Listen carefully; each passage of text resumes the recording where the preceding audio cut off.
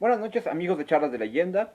En esta ocasión vamos a platicar de una de las personalidades posiblemente más controvertidas de lo que es la historia mexicana. En este caso vamos a hablar de Hernando de Cortés. Sin embargo, pero para hablar de don Hernando de Cortés, si uno parte de hablar de él a partir de 1519, que es cuando se entrevista con Moctezuma, que hace los primeros encuentros con los mexicas y con los pueblos de la zona, obviamente estaremos incurriendo en un error. Para poder entender la mentalidad en específico de Hernando de Cortés, hay que irnos posiblemente más atrás. Acabamos de pasar el 12 de octubre. A mí me causa mucha gracia el hecho de ver que todavía la ignorancia, por decirlo de esta manera, todavía cobra fuerzas se tienen que retirar esculturas, por ejemplo, de Cristóbal Colón, por temor de que sean destruidas. Sin embargo, esto no se entiende. Cristóbal Colón, si no era él, hubiera sido otro. Para partir de que lo que es Europa, la Europa va a tener una expansión. Buenas noches, Freddy López. Europa va a tener una expansión y esta expansión que va a tener Europa se va a dar inicialmente a partir del siglo XI en lo que es el Mediterráneo, pero en la parte oriental del Mediterráneo. No hay que olvidar que en aquella época empiezan lo que se llaman las cruzadas. Las cruzadas van a dar origen a una cierta serie de tipos de guerra que se van a llevar a cabo y se van a estar generando a través del tiempo. En este caso, vamos a esta parte que entonces, de alguna u otra manera, Europa iba a terminar encontrándose con lo que era los territorios que posteriormente serán llamados como América. Sin embargo, eso es lo que tarde o temprano iba a pasar. Pero bueno, en el caso específico de la figura de Hernando de Cortés, yo titulo este conversatorio a Cortés como una persona entre el medievo y el renacimiento. ¿Por qué? Estamos hablando del año 724 de nuestra era, y en el año 724 de nuestra era, los musulmanes ven a un reino visigodo completamente dividido y pretenden atacarlo. Al terminar atacándolo, se van a enfrentar a las fuerzas de Rodrigo I, el cual va a perder lo que es las batallas y van a terminar entrando básicamente lo que son los bereberes y algunos moriscos y sobre todo árabes de la parte norte de África van a empezar a llegar a España. España se va a ver sumida durante 7 siglos bajo el dominio musulmán, a excepción de la zona de Santiago de Compostela, que posteriormente se va a hablar sobre todo que le va a dar el origen, el santoral a España, el santo protector de España, Santiago.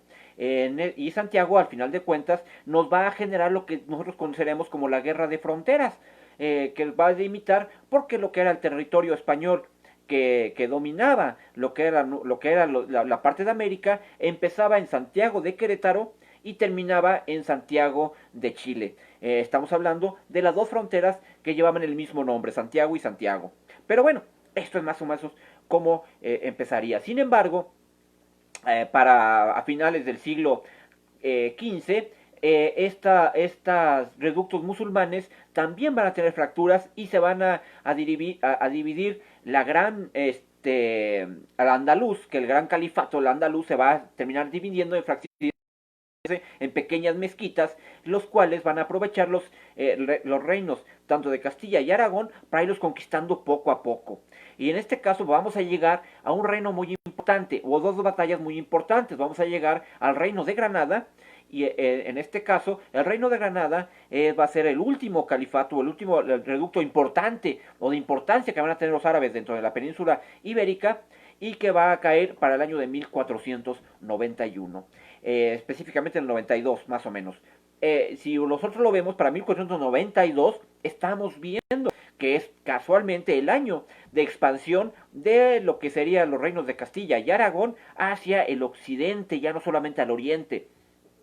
Afortunadamente, Carlomagno había defendido las fronteras galas y había impedido que el andaluz creciera más. Entonces ya había completamente terminado de destruirse el andaluz. Ahora, También hay una guerra muy específica, que estaríamos hablando de la guerra que se llamaría la guerra de sitios. La guerra de sitios, donde literalmente lo que se hacía el ejército que estaba sitiando era tomar la ciudad, sitiar la ciudad literalmente, cortarle las vías de comunicación, cortarle los caminos, cortarle los suministros, cortar el abastecimiento de agua, y nadie podía salir y nadie podía entrar. Específicamente, eso pasa en 1492. Y así vamos a también tener posteriormente una guerra más, muy importante, sobre todo porque en este caso es la guerra de Sevilla. Durante la guerra de Sevilla, lo que se va a tomar la ciudad y se va a practicar lo que es a mayor resistencia de la ciudad, habría también mayor o sería más enérgico el castillo o las represalias que tomaría el vencedor sobre el vencido. Y en este caso, Sevilla va a resistir hasta el último hombre. Estamos hablando de que son árabes, son musulmanes, y van a terminar echándolos a todos de la ciudad de Sevilla. En este caso, el castigo fue que todos se iban y no se llevaban nada. Es lo que pasa en Sevilla. ¿Por qué hago mención de esto? Porque esto pasa en 1492. Específicamente, como estarán viendo, estoy hablando de lo que eran los antecedentes de Hernando de Cortés. Todavía ni que hablo de Hernando de Cortés. Por ejemplo, también hay cosas que se van a aprender por parte de este Hernando de Cortés. Por ejemplo, en Europa era muy común, y era la usanza, de que uno tomara prisionero al rey o al príncipe del otro reino y por él pidiera un rescate. Un caso muy específico, cuando Ricardo Corazón de León está regresando a Inglaterra, es tomado prisionero en Alemania y se le va a exigir un rescate, en este caso a su hermano Juan, a Juan Sin Tierra. Si ustedes ubican más, para que ubiquen más o menos la anécdota, si han visto ustedes las películas de Robin Hood, casualmente Juan Sin Tierra es el rey sustituto de España, al cual sube los impuestos. Y entonces tiene que aparecer un Robin Hood que agarre y termine secuestrando estos impuestos y mandárselo a los pobres. ¿Pero por qué se cobraban más impuestos? Porque el rey que tenía prisionero a Ricardo Corazón de León estaba exigiendo una suma muy, muy ostentosa. Este rey era Enrique IV. Estaba pidiendo una suma muy ostentosa, muy onerosa, y entonces se tuvo que recabar más impuestos en Inglaterra para pagar eso. ¿Esto por qué? Porque esto van a servir de ejemplo posteriormente para el desempeño de Hernando de Cortés. Hernando de Cortés, ya hablando más en forma con él va a nacer de una familia que tiene cierta hidalguía. Hidalgo significaba hijo de algo, hijo de algo, pues algo tenía. En este caso, lo que se pretendía era, por decirlo, hablando de la nobleza, era el rango más abajo que existía dentro de la nobleza. O sea, imagínense que es como el Uber, la gente que usa Uber Pool, más o menos imagínense que era así la parte de Hernando de Cortés. Sin embargo, eso era por parte de su madre y por parte de su padre. Poco se menciona, pero ellos sí tienen un mayorazgo, el mayorazgo de los Monroy. Al final de cuentas, cuando uno puede ver el escudo de armas Hernando de Cortés, hay en el centro, son 4 cuarteles, pero en el cuartel central hay uno más, un cuadradito, que está cruzado con unas franjas amarillas y rojas, que nos habla del mayorazgo. En este caso estamos hablando del mayorazgo de los Monroy. Pero bueno, Hernando de Cortés, exactamente no sabemos cuándo nace. Se ha llegado por consenso que es el año de 1485, y durante este año de 1485 todavía lo que eran los reinos de Castilla y Aragón seguían peleando contra los árabes, contra los musulmanes. Cuando Cortés tiene 7 años es cuando va a ver la forma en que se llevan a cabo estas batallas y que posteriormente le van a servir a él como ejemplo. Pero bueno, en este caso, él va a ver esto.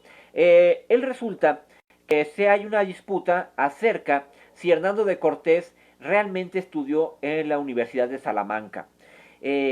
Oficialmente no existen documentos que avalen que él estaba como estudiante dentro de la Universidad de Salamanca. Sin embargo, también dentro de la Universidad de Salamanca se tiene contemplado que sí estudió ahí.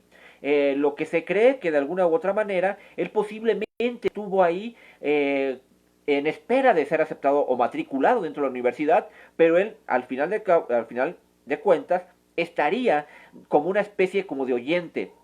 Sin embargo, durante estos años que va a estudiar la carrera de jurisprudencia, que así se conocía en aquella época la carrera de derecho, él va a aprender muchas cosas, cosas que va a desarrollar posteriormente. Él, a principios del siglo XVI, para el año de 1500, él va a agarrar y va a tomar camino. Él va a buscar la manera de incorporarse a buscar un grado más, escalar en la nobleza. Y la única forma en que se podía escalar dentro de la nobleza o era a través de un matrimonio consensuado o a través del ejército. Y él va a ver la manera o la posibilidad de enlistarse en el ejército para poder el establecerse, el desarrollar estas características guerreras que va a tener y tratar de escalar dentro de la nobleza hispana en aquella época. Sin embargo, a principios del siglo XVI, él es cuando llega a lo que es la zona de la Española, y que será Santo Domingo, y posteriormente llegaría a la zona de Cuba, pero dentro de la Española, él se desarrollaría como escribano, como notario. Él agarraría esos conocimientos de derecho que llegó a tener en la Universidad de Salamanca, de la cual fue echado porque se dice que andaba, a una característica que tenía Cortés es que era muy ojo alegre. Entonces, se cree que él, de alguna u otra manera, tuvo una especie de amoríos con la esposa del director de la escuela y lo terminaron echando de la escuela. Sin embargo, él cuando llega a Santo Domingo, estos pocos conocimientos o grandes conocimientos que va a tener por cuanto hace al derecho, le van a ser muy útiles, porque no solamente parte de jurisprudencia él va a tener, además de eso, él va a también tener conocimientos de latín, porque es muy importante. En aquella época la lengua universal era el latín. Y hago hincapié en esto, porque al final de cuentas se leía de alguna u otra manera para declarar una guerra a un país, se tenía que leer un reducto en latín, porque era la lengua universal. Pero bueno, entonces, Hernán Cortés va a tener grandes conocimientos por cuanto hace al latín, además conocimientos de jurisprudencia y de derecho que le van a servir. Él va a agarrar, además va a afinar esos conocimientos, como les digo, siendo notario en Santo Domingo.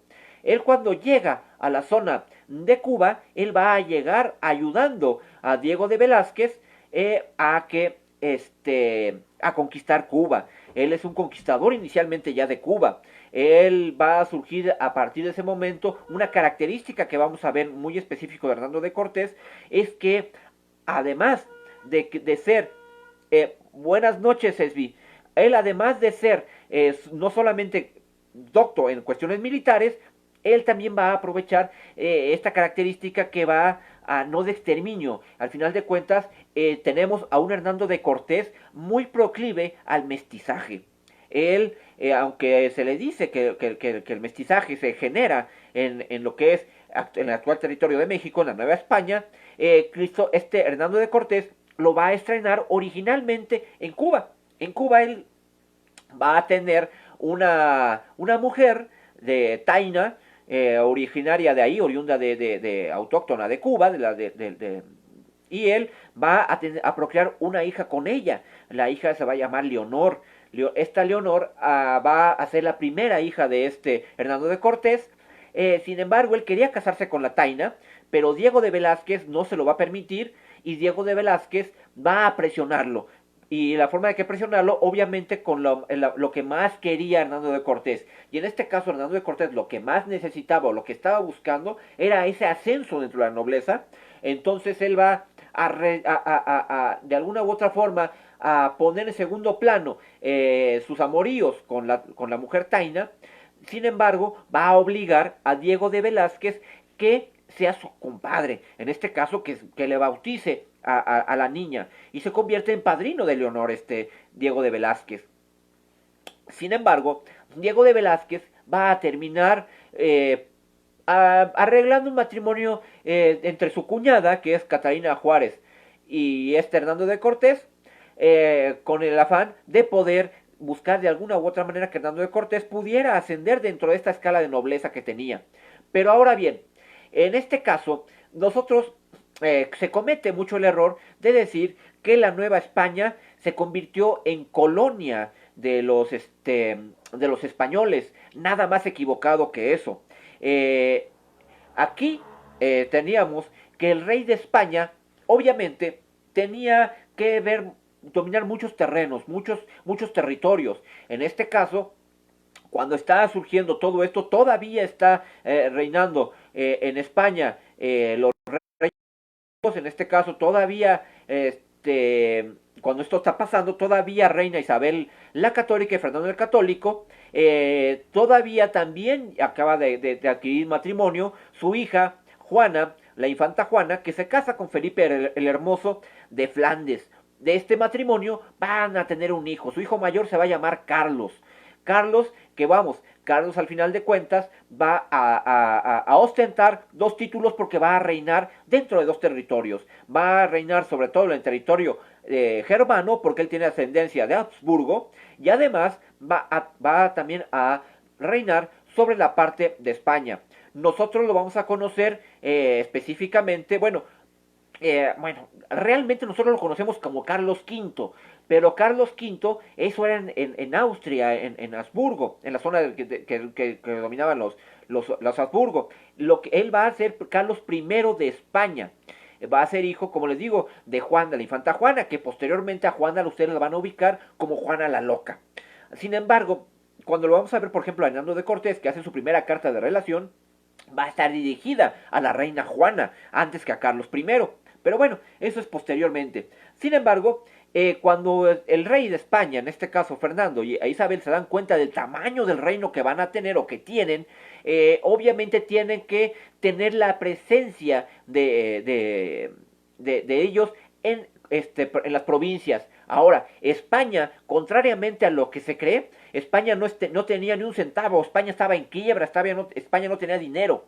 España, de alguna u otra manera, tiene que arreglárselas para financiarse las guerras. Y la forma en que lo va a financiar es dando potestades, dando títulos de nobleza y además permitiendo la explotación económica de los conquistadores o de los pacificadores en sus tierras, pero a cambio de un 20%. Cuando uno dice, cuando escucho que España se llevó todo el oro de México, pues bueno, pues la verdad nada más se llevó el 20%. El otro oro se quedó aquí. Sin embargo, el oro que se tenía en México, pues ahora bien, obviamente era muy poco. Eso lo vamos a ver posteriormente en la conquista de Pizarro, pero en el virreinato del Perú, donde realmente ahí sí había oro. Aquí el oro que había era muy pequeño. Por ejemplo, si ustedes pudieran accesar a los estudios o a los proyectos del Templo Mayor, se darían cuenta que en las excavaciones, no solamente de las etapas anteriores a la presencia hispana en el territorio mexica, en la gran Tenochtitlán, hay presencia de ofrendas. Y las ofrendas, el oro que se ha encontrado, literalmente no pasa de medio kilo de oro. Se darán cuenta que es muy poco el oro. Además, que entre los mexicas el oro era algo completamente que no les importaba. Era algo como el metal, o lo llamaban. De hecho, ellos lo llamaban como los desechos de los dioses, el estiércol de los dioses. ¿Por qué? Porque en específico de Tonatiuh, y de hecho se va a estar del lado de República de Argentina y República de Guatemala, donde se encontró ese medio kilo de oro. Pero bueno, regresando a Cortés. Entonces, Cortés va a tener esas enseñanzas de cómo se hace la guerra, esas enseñanzas de cómo generar el ascenso dentro de la nobleza. Sin embargo, él se va a casar entonces con Catalina Juárez Marcaida en este matrimonio arreglado, y se va a estar en Cuba y va, de alguna u otra manera, él se va a refinanciar y va de los dinero que él había obtenido dentro de su desarrollo como notario en lo que será la Española, en Santo Domingo. Él va a agarrar y ese pecunio, ese dinero que él va a tener, lo va a invertir. En este caso él va a comprar 7 barcos, los cuales van a ser parte de su expedición. Y Diego de Velázquez, siendo la autoridad o la presencia del rey en estas tierras, le va a financiar otros 3 barcos. En este caso, Hernando de Cortés va a venir a lo que es la zona de de América con 10 embarcaciones. Ahora, la consigna o la idea que se tenía de Hernando de Cortés para iniciar o para introducirse dentro de esta parte era obviamente tres objetivos. El objetivo era, primero, era exploración, conquista y colonización. Esos son los tres objetivos que buscaba este Hernando de Cortés. Obviamente estamos hablando del primero, que era exploración, porque anterior a Hernando de Cortés había llegado dos exploraciones y se sabía que de alguna u otra manera podía haber sobrevivientes dentro de esta. Ahora, es muy importante la presencia de Olmedo, de Bernardino de Olmedo, Bernardo de Olmedo, dentro de las huestes de Hernando de Cortés, porque este es un padre mercenario. Y este padre mercenario, para ser exactos, dentro del siglo XIV, cuando todavía estamos hablando de las reconquistas del territorio español, la orden de los la consigna específica de negociar la captura de presos. Si alguien caía preso por parte de los españoles en manos de los musulmanes, era un mercenario que negociaba la liberación de este preso. Y específicamente estamos hablando de que él sabía que de alguna u otra manera tendría que enfrentarse con los con los naturales y pelear o negociar la liberación de esas personas. Él sabía que había 8 personas perdidas dentro del territorio sobre todo de Yucatán, de la península de Yucatán. Lo que él no sabía, que esos 8 personajes, literalmente sobrevivientes, literalmente, bueno, al principio, los naturales, los indios, mataron 4 y se los comieron. Aquí es una cultura antropófaga la que tenemos en lo que es en estas zonas, y los 4 personajes se los van a comer literalmente a los primeros 4. Los otros 4 van a ser puestos o van a ser dados como esclavos a ciertos señores o a ciertos capitanes o ciertos sacerdotes o gente de alta estima dentro de lo que es esta península de Yucatán. Pero 2 de ellos, de esos 4 sobrevivientes, no aguantan los trabajos forzados y terminan muriendo. Igual por las enfermedades propias de la zona. Hay que ver que todavía en este lado lo que había eran las enfermedades tropicales, cólera, fiebre amarilla, este tipo de enfermedades, diarreas que van a atacar a los españoles, y 2 no van a sobrevivir. Y solamente de esos 8 sobrevivientes van a quedar 2, que estamos hablando de que uno va a ser Gonzalo Guerrero y el otro va a ser Jerónimo de Aguilar. Jerónimo de Aguilar va a ser muy importante para Hernando de Cortés, porque cuando él llega a la zona de Yucatán es el único que lo va a seguir. Pero bueno, entonces Hernando de Cortés venía con esas 3 consignas, como les digo. En este caso, él va a hacer la exploración o la posible recuperación. Él no tiene autorización para hacer la conquista. De hecho, él nada más va única y exclusivamente autorizado por el rey o la presencia del rey, en este caso el virrey que era de Cuba, que era Diego de Velázquez, única y exclusivamente a la recuperación de los perdidos en las expediciones anteriores, y además solamente esa, y explorar partes del territorio y establecer algunos lazos comerciales con los naturales. Sin embargo, Cortés va a tomar la decisión de introducirse dentro del territorio. No se crean que cuando llega Hernando de Cortés y llega a la zona de Yucatán, él se entera de la existencia de Tenochtitlan. Obviamente no. Obviamente de ya se habla de la gran ciudad, de la gran metrópoli, de la gran Tenochtitlán, donde viven los acolhuas. Él ya sabe. Cuando le preguntaban, oye, ¿dónde está esta ciudad? Pues tú síguete hacia el occidente y vas a llegar. Era lo que todos los pueblos le llegaban a decir a Hernando de Cortés.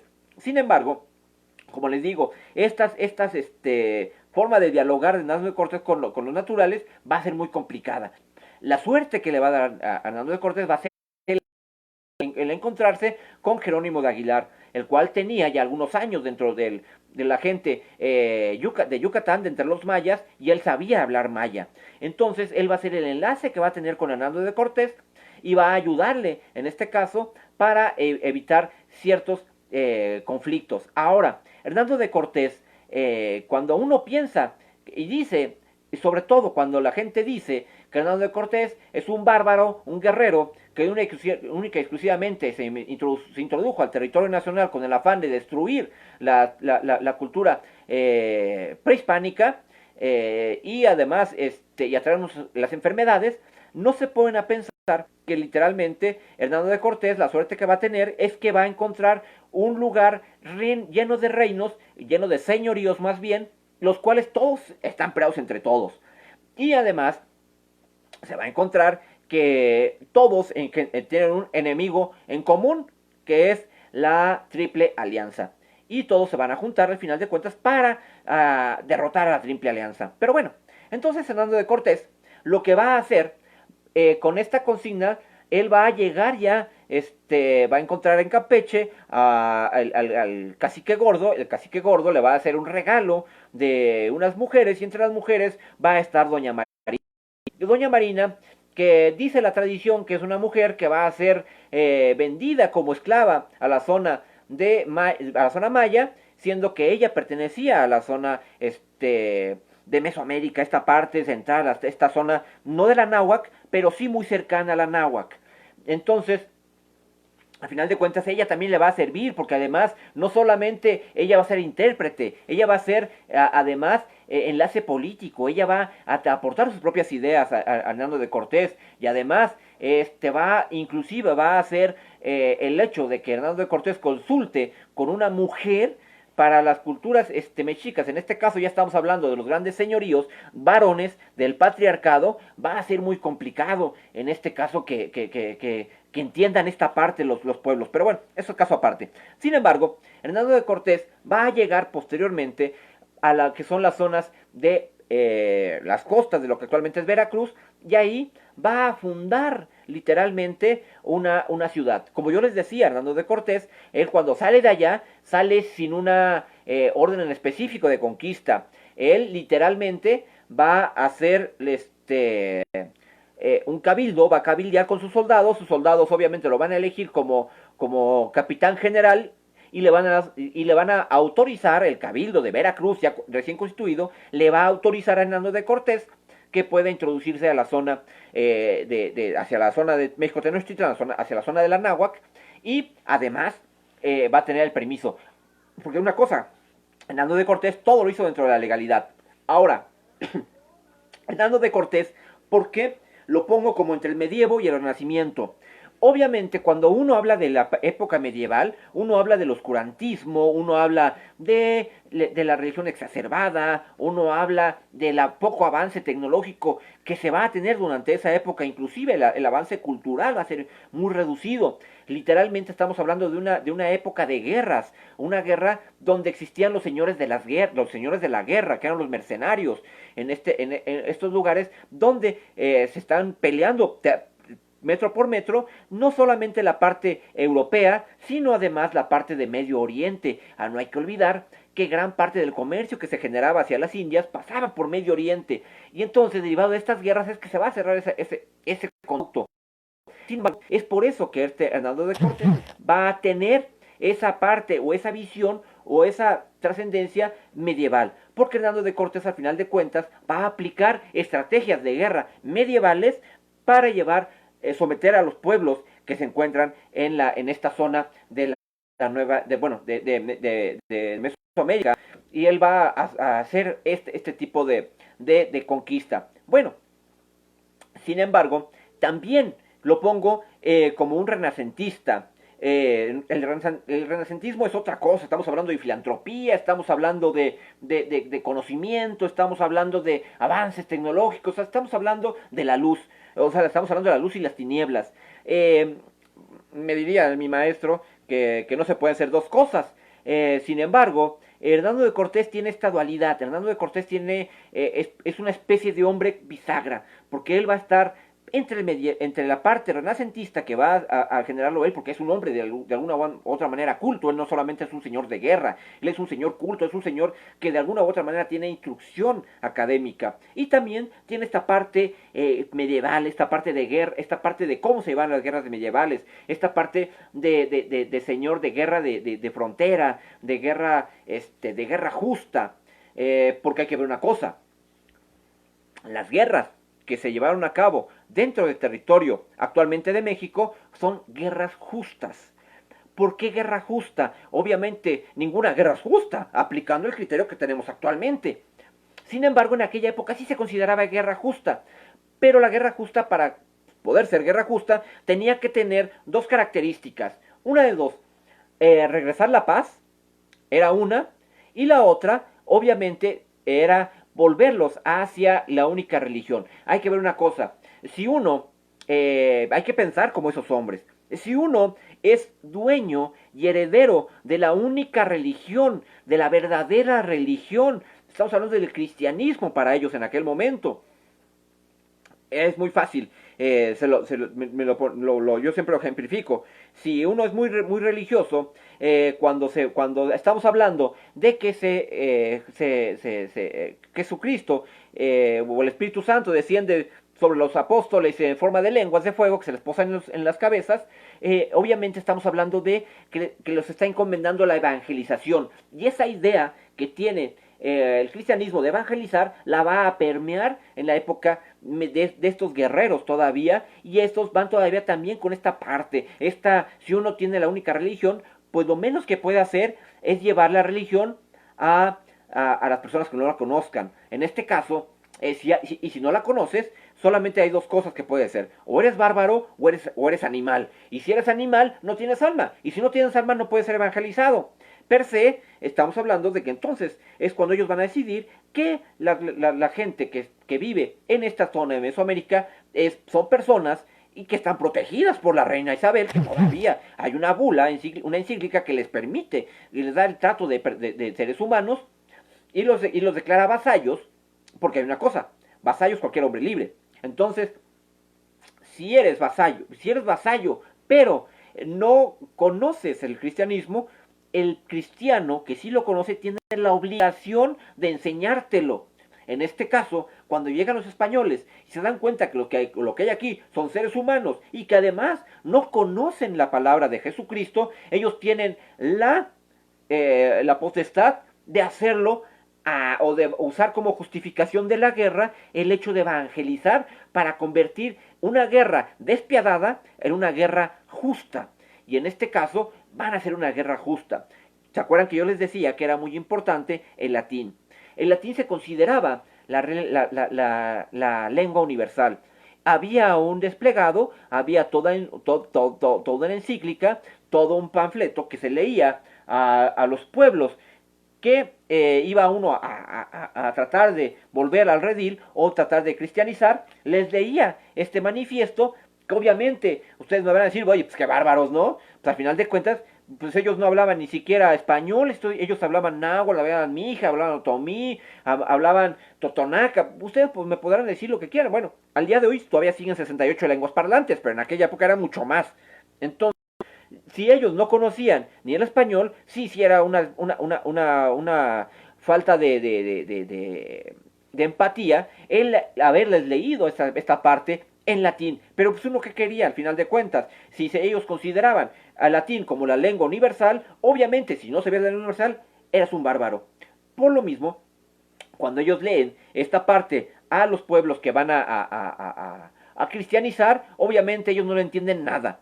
Además, que tampoco se entiende muy bien la manera en que se llevan las guerras. ¿Se acuerdan? Porque yo les hice hincapié en la guerra de Sevilla y en la guerra de Granada.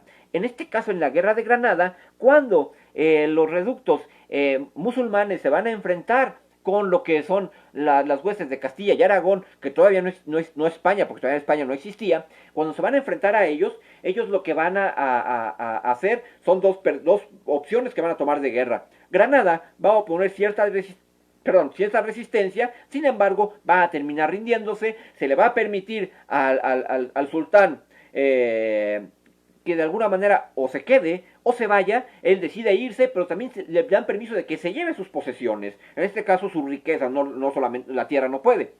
Pero bueno, él se lleva sus riquezas. Sin embargo, en Sevilla pasa lo contrario. En Sevilla lo que va a pasar es que los musulmanes van a resistir tanto que van a terminar, cuando son vencidos, literalmente son masacrados, y los sobrevivientes van a ser lanzados de España lanzados de Sevilla y de los territorios ibéricos, sin ni siquiera una espada. Al final de cuentas, ellos van a, con lo que traen puestos, van a ser lanzados fuera del territorio. ¿Por qué estas analogías? Por una simple y sencilla razón. Si ustedes ven, cuando los españoles, en este específico Hernando de Cortés, va a encontrarse con Xicoténcatl, el viejo, inicialmente Xicoténcatl el joven, se va a oponer a lo que es que Tlaxcala se una con los españoles. Sin embargo, Cortés, con negociaciones que va a tener con Xicoténcatl el viejo, va a lograr, y bueno, los otros tres señores de Tlaxcala, va a lograr hacer una especie de alianza con ellos, y les va a permitir que conserven sus fueros. Muy parecido a lo que pasó en Granada. Sin embargo, si consideramos lo que pasa en Tenochtitlan, cuando los españoles llegan a Tenochtitlan, teniendo en consideración que la guerra de Sevilla fue una guerra de resistencia, una guerra de hasta el último hombre, y los mexicas van a ofrecer esta guerra de hasta el último hombre, es que al final de cuentas es que se va a dar esto. Hay que ver una cosa, tampoco Cortés era tan salvaje. Cortés les lee el manifiesto en latín y los exhorta a que se rindan no menos de 4 veces. Al final de cuentas, Cortés aprovecha cada oportunidad que puede para ofrecerles la paz y ofrecerles que se rindan. ¿Se acuerdan que les hablé de las guerras de sitio? Pues bueno, lo que va a hacer Cortés es imitando lo que son las guerras, sobre todo en Europa y en España, lo que va a hacer es exactamente lo mismo. Va a agarrar, sobre todo la guerra de Sevilla, él va a agarrar, va a cortar todos los accesos a la ciudad de México Tenochtitlan, les va a cortar los suministros de agua y también los suministros de alimentos, con el objetivo de que la ciudad esté sin comunicación con el exterior. Y una vez hecho esto, simple y llanamente, antes de pelear, les dice: ríndanse. Ellos simplemente, pues no, dentro de los principios de cultura mexica, ellos no tenían contemplado el hecho de que se rindieran. Por lo mismo es que se va a llevar esta guerra hasta sus últimas consecuencias. Decía don Miguel León Portilla en La visión de los vencidos, que al final de cuentas, cuando entra Cortés a la Ciudad de México, lo que va a encontrar es inclusive cerebro pegado en las paredes, tejido humano, inclusive con cabellos que están incrustados en los pisos, en las paredes, donde va a ver que niños y mujeres y hombres están comiendo ratas. Bueno, al final de cuentas, ellos están tomando agua salada de los lagos, porque aunque del agua dulce había acceso al agua dulce, pues estamos hablando de que esta agua estaba contaminada por la sangre de los muertos. Sin embargo, era lo que ellos consumían. Pero pues ellos no lo hubieran sufrido si hubieran sabido cómo tenían la filosofía o cómo se manejaba esta parte de las guerras medievales. Entonces, al final de cuentas, lo que hubiera pasado es que simplemente se hubiera respetado, y en este caso, Cuitláhuac, que le hubiera tocado, o el propio Moctezuma. No hay que olvidar que también les comentaba esta parte del rey Ricardo Corazón de León, que es tomado prisionero y se le pide rescate. En este caso, cuando Hernando de Cortés, él agarra y captura al Tlatoani, al que ni siquiera podían la gente ver a los ojos, ni siquiera verlo, ni siquiera levantar la vista cuando él pasara, que Cortés comete la osadía de tomarlo prisionero, pues básicamente está recordando esa parte medieval que va a tener dentro de su personalidad, porque al final de cuentas era muy común tomarse prisioneros entre la nobleza. Y es por eso que Hernando de Cortés va a tomar prisionero a Moctezuma, sin esperar que fuera desconocido su reino, que establecieran un nuevo, subieran a un nuevo Tlatoani, a un nuevo, Huaytlatoani, a un nuevo Tlacatecutli.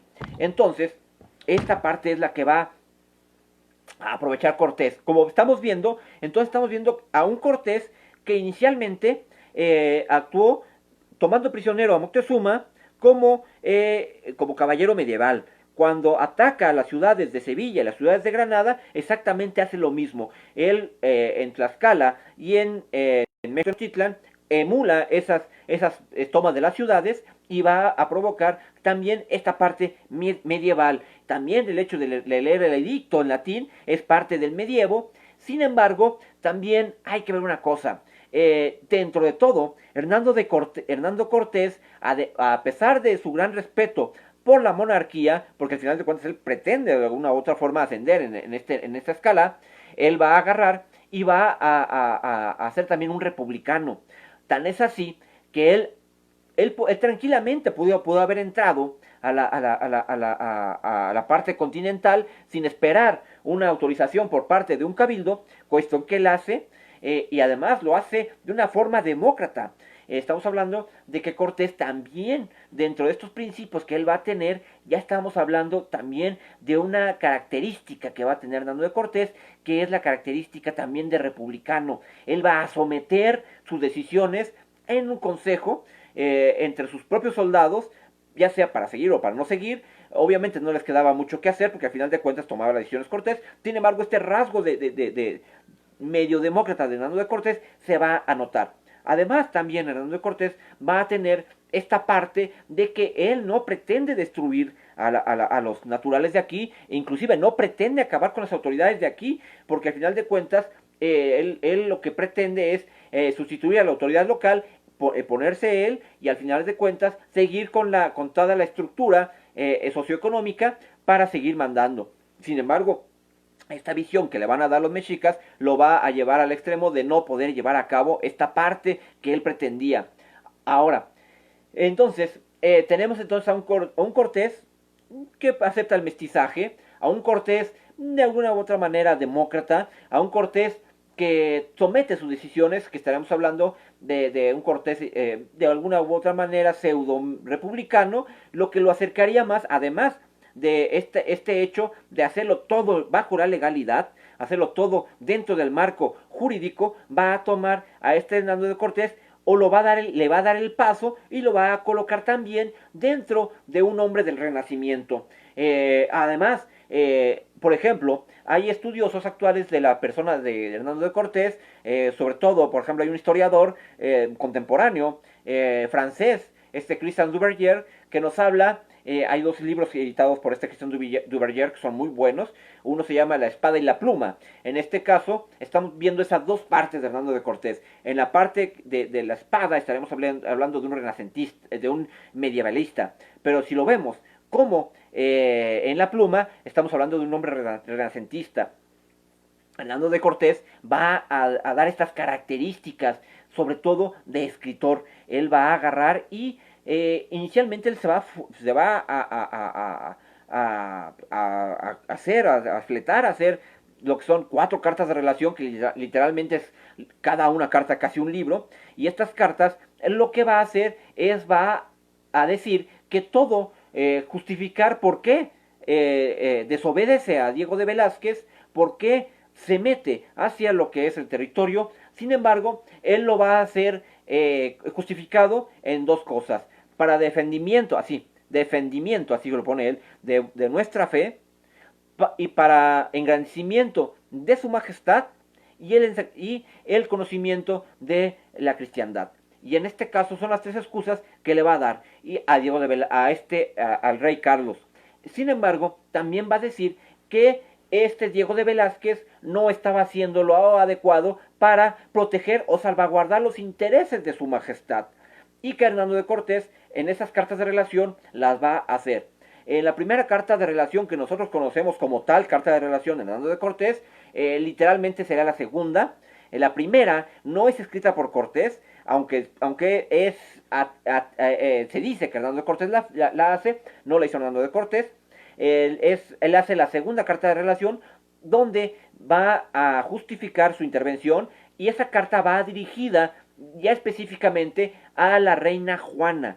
Estamos hablando de que Hernando de Cortés ya sabe que Fernando el Católico murió, ya también sabe que Isabel la Católica obviamente ya no está en este mundo. Sin embargo, en este caso la heredera del reino de Castilla era la reina Juana ya en este momento. Todavía no se le daba el título a Felipe el Hermoso, porque todavía no renunciaba esta Juana a favor de Felipe, y todavía no tomaba, perdón, Fernando todavía vivía. En este caso, él va a agarrar y va a mandar sobre todo esta parte a Castilla. La comunicación que él tiene es con Castilla, no con Aragón. Y en este caso, entonces la siguiente carta va a ser la que nosotros conocemos como segunda carta de relación, va a estar encaminada a la infanta Juana. Pero bueno, perdón, ya la reina Juana. Pero bueno, él va a agarrar y va a escribir tres cartas que de alguna forma este Carlos I va a sentir que está cobrando demasiada importancia dentro de este territorio Hernando de Cortés, y literalmente las va a prohibir que se escriban dentro de lo que es el territorio español, y obviamente dentro de las provincias de la ya llamada Nueva España, nombre que Hernando de Cortés le pone a esos territorios y que al rey le gustaron y que bueno, se lo permitió. Pero bueno, vemos entonces estas características de Hernando de Cortés. Ahora, Hernando de Cortés, literalmente, como uno lo pone, como lo pone en la historia mexicana, lo puede poner como una persona, como un bárbaro. A final de cuentas, Hernando de Cortés, lejos de ser un bárbaro, fue una persona adelantada a su tiempo. Hernando de Cortés se le debe, de alguna u otra forma, el hecho de que se haya permitido el mestizaje tan abiertamente, no a raíz, por ejemplo, de los ingleses, donde ellos van a exterminar literalmente y van a impedir estas mezclas que se van a dar con las tribus norteamericanas, y las va literalmente a confinar a lo que actualmente conocemos como reservas, y les va a robar ese territorio. Pero eso va a ser por parte de los ingleses, donde los ingleses sí van a llegar a hacer el exterminio de la sociedad. Ahora, uno cuando piensa de Hernando de Cortés y su obra, obviamente Hernando de Cortés nos va a regalar para posteridad, digo regalar de una manera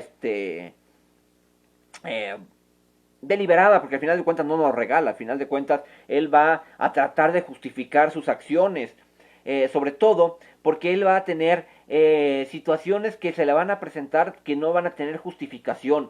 En este caso, por ejemplo, en la matanza que él hace de Cholula, es una matanza que literalmente no está justificada. Le dice doña Marina que están planeando matarlos, sin embargo, no hay tal movimiento. Al final de cuentas va a ser una masacre en lo que es en Chololan.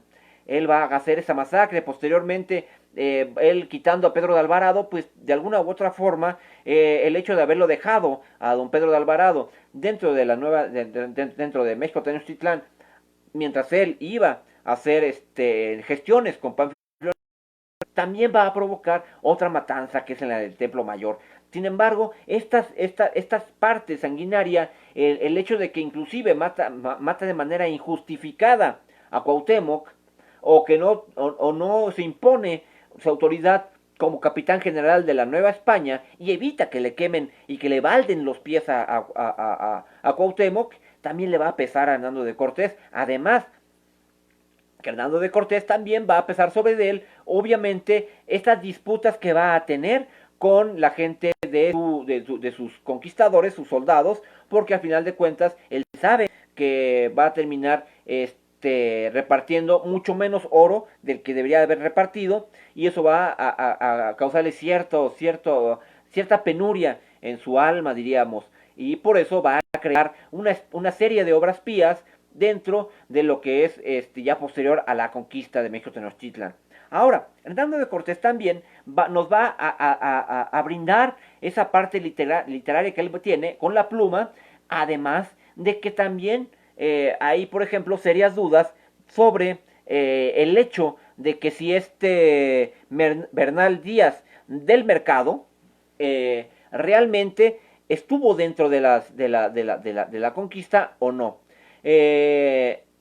La mayoría, o por consenso por parte de los historiadores, dicen que Bernal Díaz del Castillo o del Mercado, como se debió haber conocido dentro de la época de la conquista, él no hay registros de él. Para 1529, cuando le hacen el juicio de residencia a Hernando de Cortés, él tiene que irse a España a defender sus intereses.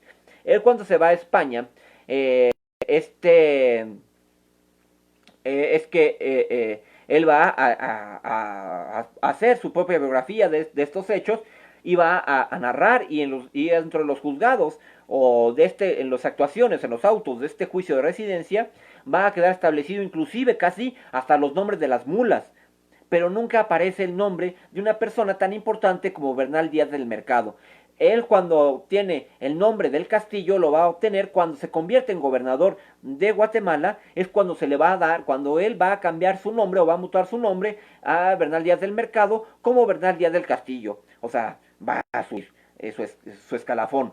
Sin embargo, esta versión de Bernal Díaz del Castillo está alterada, está añadida por un mercenario de apellido Raymond. Raymond va a ser la crónica esta de Bernal Díaz del Castillo, donde va a narrar esta parte de Hernando de Cortés. Las dudas que se dicen que existen con relación a Bernal Díaz del Castillo es que como Hernando de Cortés había sido prohibido o estaba proscrito, no se le permitía escribir, es que él va a agarrar, va a inventar un seudónimo y va a establecer esta parte, el hecho de escribir, porque había una cosa, cuando uno, cuando uno en aquella época escribía, obviamente, si uno tenía o hacía interpelaciones o hacía o hablaba de alguna u otra manera, cuando eras de una u otra forma culto,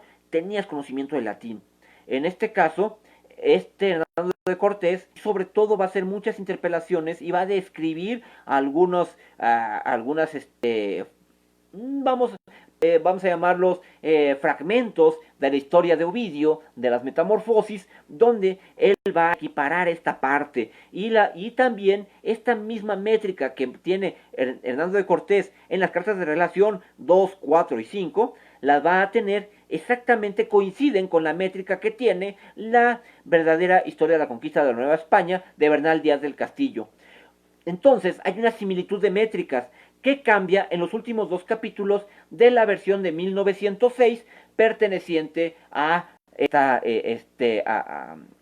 parte de Raymond, donde se dice que el hijo de Bernal Díaz del Castillo le va a añadir estos dos capítulos y que son posteriores. Pero bueno, es la idea que se tiene esta parte donde se cree que Hernando de Cortés es el mismo escritor de la verdadera historia de la conquista de la Nueva España. Sería muy interesante saber si exactamente sí es o no, o es algo que no vamos a saber. Hay coincidencias en la escritura, sin embargo también hay críticas muy duras por parte de Bernal o de la versión de Bernal sobre Cortés, y será también muy poco probable que Cortés él mismo se echara a tierra, sobre todo por ejemplo en la parte donde dice que él se va a enfrentar cuando asesina literalmente o ahorca en las zonas de Campeche a Moctezuma, perdón, a Cuauhtémoc, es cuando va a agarrar y va a decir, ¿sabes qué?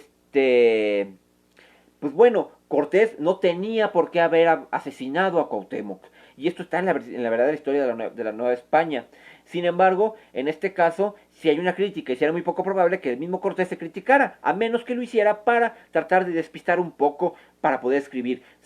Pero al final de cuentas, él va a recopilar esa parte. Además, que también la versión de la nueva conquista de la Nueva España nos va a ofrecer también a un Cortés que también está muy ensimismado en él solo, ¿no? En su sola presencia, porque él dice que yo hice esto en nombre de su majestad, yo hice aquello en nombre de su majestad, y en la versión que se da por parte de Bernal Díaz del Castillo, nos vamos a encontrar donde él va a establecer, bueno, yo hice en compañía de fulano y sutano, los soldados hicimos esto, es más incluyente. Es cuestión de que uno leyera las dos versiones, tanto las cartas de relación como las cartas Bernal Díaz del Castillo. Pero bueno, ahí nos ofrece a dos Cortés. Sin embargo, Cortés, como les digo, al final de cuentas, Cortés va a tener el hecho de apoyar no solamente el mestizaje, él va a ser el incluyente, él va a solicitar que se manden franciscanos a lo que es esta zona, obviamente para engrandecimiento y mandato de su majestad y para darle cumplimiento a la bula papal de cristianizar estas tierras. Sin embargo, vemos que Hernando de Cortés, él está buscando esta forma de empatizar con las tribus, sobre todo autóctonas. Si creemos que México Tenochtitlan o la conquista de México se hizo el 13 de agosto de 1521, estamos en un error. literalmente más bien el 13 de agosto de 1521 no es el término de la conquista, sino más bien es el principio de la conquista. La conquista, al final de cuentas, obviamente, si uno domina esta primera etapa, si uno domina a los reinos más importantes, que estamos hablando de que era la nación purépecha y la nación mexica, si uno las domina, pues ¿qué esperaba un cacique de medio pelo por ahí o de un poco o de poco renombre? Al final de cuentas, no le quedaba otra más que someterse a la religión. Y por eso vemos, por ejemplo, que durante las batallas por la toma de Querétaro, cuando se enfrentan con Conín, va a ser acompañados por gente que pertenece a la realeza indígena, y que va a estar vistiendo lo que es los atuendos españoles, o peleando de la mano con los españoles. Bueno, es lo que vamos a encontrar. Entonces, como les decía, entonces vemos a este hombre de Hernando de Cortés, este hombre que va a tener sus tintes, donde él va a sacar a flote esta parte, que él va a ser testigo, esta guerra que como les comentaba, como les comentaba en algunas publicaciones relacionadas a este evento, que él hablaba de la guerra de fronteras. Y la guerra de fronteras obviamente era llegar hasta un lugar seguro, y en ese lugar seguro establecer el feudo, por decirlo así, establecer el cuartel general, y a partir de ahí empezar una expedición poco a poco. Por eso vemos que Cortés, en la segunda ciudad que va a fundar dentro del territorio continental, va a ser la llamada segura de la frontera. ¿Por qué? Porque estamos hablando de que él hasta ahí va a empezar a establecer lo que son el avance. Y segura de la frontera le va a servir porque cuando él va huyendo de la Noche Triste, que se va por la zona norte, hacia Tlalnepantla, ay, se me fue el nombre. Es Tlalnepantla, es Atizapán, Tlalnepantla, pues Naucalpan, Tlalnepantla, Atizapán, Cuautitlán y Jaltocan, para llegar a Segura de la Frontera, para poder el contacto nuevamente con los tlaxcaltecas. Pero bueno, entonces vemos eso. Ahora, Hernando de Cortés lo que sí tuvo fue una persona con gran habilidad para poder de alguna u otra manera entender dónde el piso que estaba pisando, valga la redundancia, y poder establecer estas alianzas. Al final de cuentas, se va a enfrentar el ejército de la Triple Alianza con un ejército poderosísimo. Al final de cuentas, pues era la serie de señoríos, no solamente los tlaxcaltecas. Estamos hablando que también van a entrar los Xochimilcas, van a entrar inclusive los Chalcas, van a llegar Totonacas, van a llegar parte de la nación chichimeca, algunas porciones del cacique gordo, Huejotzingo. Va a ser un ejército poderosísimo. Al final de cuentas van a ser dos ejércitos muy poderosos. Tan poderosos fueron que el sitio duró 3 meses en el sitio de Tenochtitlan.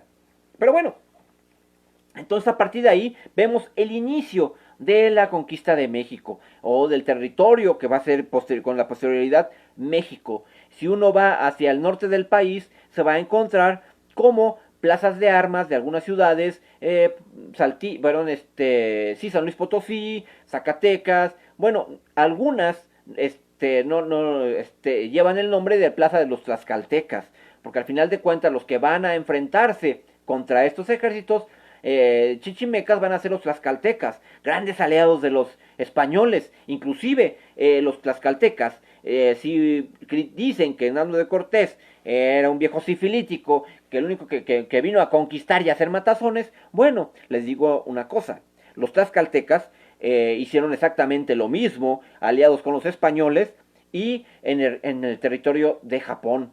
Gran parte de las invasiones y las que se van a dar por parte de la conquista de Filipinas, y las guerras que se van a dar entre los ronins y los samuráis, se van a enfrentar obviamente con gente que va a estar venida de la Nueva España, algunos criollos ya alguna gente que ya había nacido por este lado, y también van a ser engrosados estos ejércitos con los ejércitos tlaxcaltecas. Los tlaxcaltecas, parece mentira, pero como el dato inútil, los tlaxcaltecas se terminaron enfrentando con los samuráis y terminaron venciendo a los samuráis. O sea, ahí estamos hablando de hasta dónde llegó el vasallaje. Ahora, yo les decía, antes de que se me olvide, vasallo se consideraba a todo aquella persona que podía servir a su majestad, o podía convertirse a servir a su majestad, o convertirse al cristianismo y servir a su majestad. En este caso, si uno le iba y le decían que si se quería convertir en vasallo de su majestad y uno no lo rechazaba, se convertía en vasallo felón. Y siendo vasallo felón, obviamente no te quedaba otra. Era eso o te pasaban por encima. Obviamente, pues no había mucho, ¿no? Te decían, ¿quieres ser vasallo del rey? Si decías no, pues te reciben con cañonazos y espadas. Entonces, al final de cuentas, tenías que convertirte en vasallo del rey. Y esto va a pasar, esto van a entender, van a cambiar esta forma de pensar de los pueblos naturales que van a apoyar a los españoles, van a ver la oportunidad de poderse congraciar con ellos y conservar sus fueros.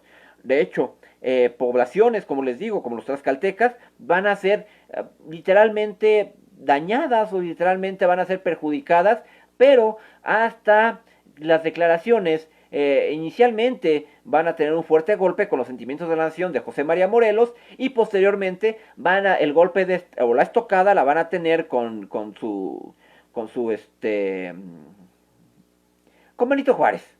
Benito Juárez va a terminar, realmente que era lerdo, pero bueno, terminar acabando con los fueros y con las ventajas que habían tenido, sobre todo las naciones que habían apoyado a los españoles durante la conquista, van a ser literalmente asfixiadas durante el gobierno y de Benito Juárez. Porque siempre que cuando hablamos de Benito Juárez hablamos de la ley de desamortización de las tierras, de los bienes, pero dice uno de la iglesia. Sí, pero nunca habla de las manos muertas. Las manos muertas estamos hablando de los que pertenecían a los indios.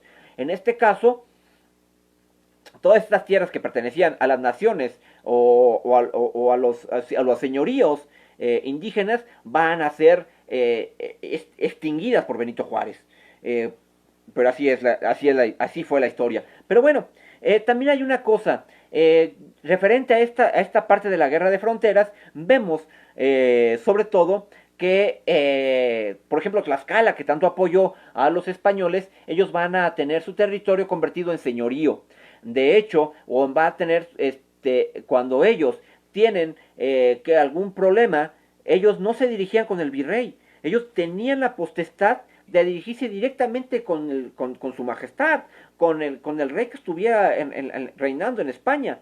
Es con los que ellos van a tener contacto. Ellos no tienen que usar el intermediario del virrey. Es una gran ventaja que ellos van a tener, derivado que van a apoyar esta parte de Hernando de Cortés de poder vencer a los mexicas. También Hernando de Cortés, dentro de esta parte que él va a buscar, va a conseguir que el rey le reconozca, convertirlo en marqués. Ahora, yo les pregunto, ¿quién es Antonio de Mendoza? Posiblemente me digan, pues Antonio de Mendoza es el primer rey de la Nueva España, perdón, el primer virrey de la Nueva España. Y al final de cuentas, yo le puedo decir, bueno, ¿y qué fue el primer virrey?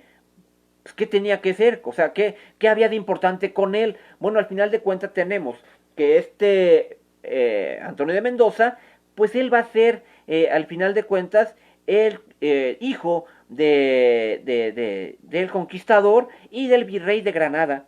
Al final de cuentas, estamos hablando de una línea dinástica que podría justificar su alcurnia y su linaje hasta 300 años hacia atrás. Entonces, para coartar el poder que iba a tener Hernando de Cortés dentro del territorio de la Nueva España, es que el rey manda a don Antonio de Mendoza. Antonio de Mendoza era un noble. Él al final de cuentas es hijo de virrey. Al final de cuentas él va a reinar esta parte del virreinato. Y además que era un hombre de armas, porque al final de cuentas por ejemplo, Antonio de Mendoza, él va a personalmente también dirigir los ejércitos en la rebelión que se va a dar para 1541, que es la rebelión del Mixtón, donde va a ir acompañando a Pedro de Alvarado, donde va a fallecer Pedro de Alvarado. Y bueno, ya concluyendo, entonces, en esta primera parte que tenemos de Hernando de Cortés, vamos a tener a este personaje que obviamente es renacentista por la cultura que tiene y por los valores y los principios legales que va a establecer y los principios fundacionales de la nueva nación, que en este caso estamos hablando de la Nueva España. Esta parte renacentista, esta parte de buscarle de la cultura, de enriquecerse, no solamente con la parte hispánica, sino con la parte natural. No hay que olvidar que, por ejemplo, Hernando de Cortés, bueno, los pongo en contexto. Para la época de Hernando de Cortés, la medicina que se practicaba hasta aquel entonces todavía era la medicina hipocrática. Sin embargo, Hernando de Cortés era más liberal, era más renacentista, como les digo yo.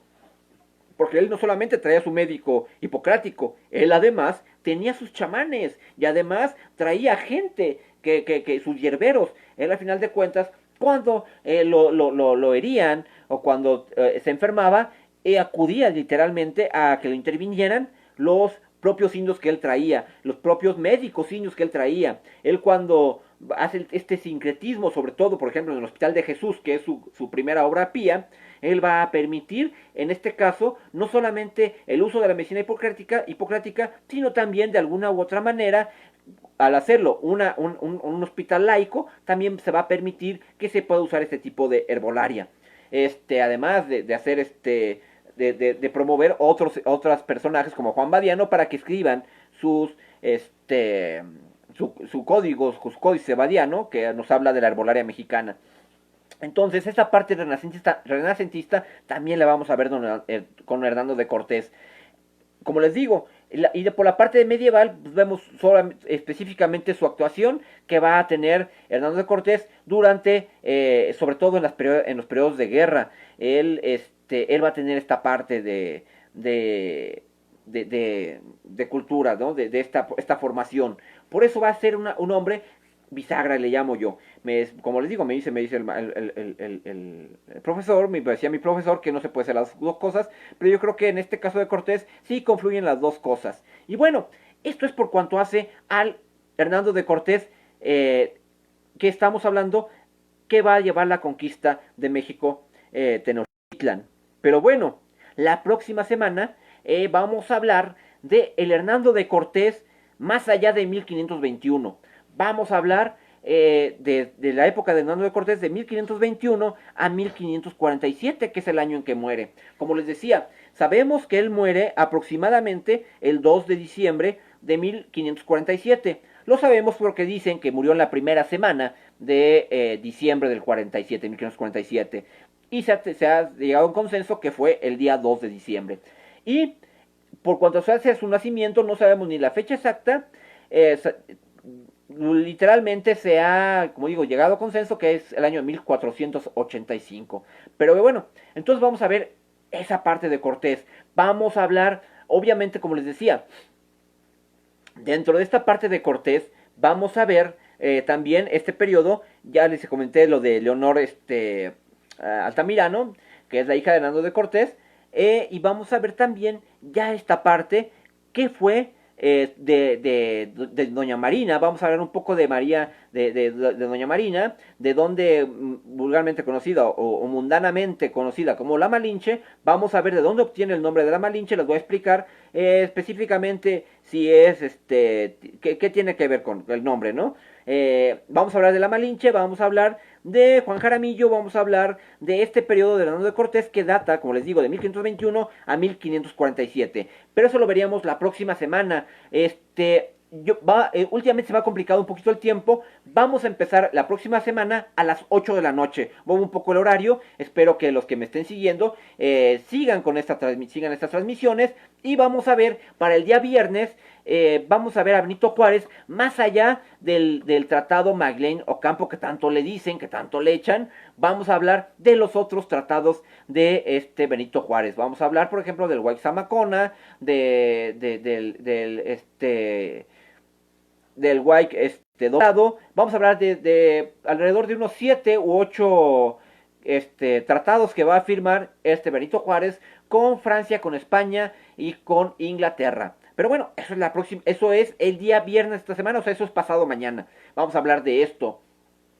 Y ya saben, el sábado tenemos recorrido de Coyoacán. Vamos a hablar de lo que vamos a platicar la próxima semana, el recorrido. Bueno, este evento virtual vamos a platicarlo, pero de manera insistimos a ver cómo se comporta el semáforo en la Ciudad de México. Que se controle, que no lo vayan a subir al número rojo, pero de todas maneras es un recorrido por la zona de Coyoacán, pero nos vamos hacia el barrio. Obviamente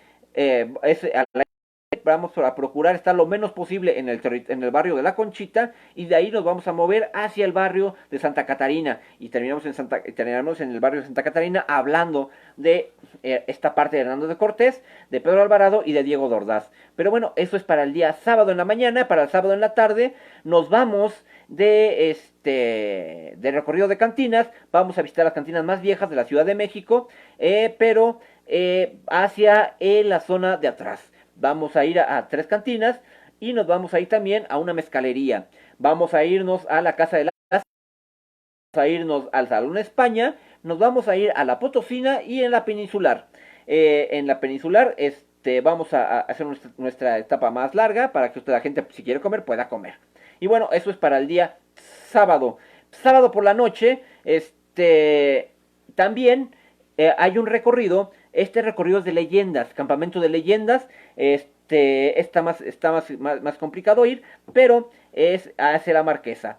Y eso también se va a hacer el día domingo y la próxima semana igual, sábado y domingo. Y bueno, esos son los eventos que tenemos para esta semana. Agradezco mucho a Freddy López que estuvo con nosotros, a Svey, y también no sé quién más se haya conectado con nosotros. Hoy comentaron muy poco. Espero que cualquier duda, cualquier comentario que me tengan sobre esta plática sobre Hernando de Cortés, pues me lo pueden hacer. Quedo abierto en la vía para que ustedes puedan hacer cualquier observación o cualquier duda que les haya surgido. Sobre todo de estas personalidades de Hernando de Cortés. Igual, alguna versión de algún libro que ustedes tengan duda, con gusto se los podemos tratar de aclarar. Y bueno, esto es por mi parte. Esta noche es todo. Espero que haya sido de su agrado. Y bueno, sigo en contacto con ustedes. Y bueno, y muchas gracias. Seguimos en esta página Charlas de Leyenda. Y bueno, en vía de que sigamos en contacto con estas charlas chocolateras. Bueno, esta es charla normal, charlas de leyendas, y el sábado el viernes es charlas chocolateras. Nos vemos entonces el próximo viernes en charlas chocolateras. Y bueno, que descansen. Muy buenas noches, me despido de ustedes, Alejandro Romo, y agradeciendo de todos que sigan a esta página Charlas de Leyendas. Bueno, pues muy buenas noches. Hasta luego. Bye.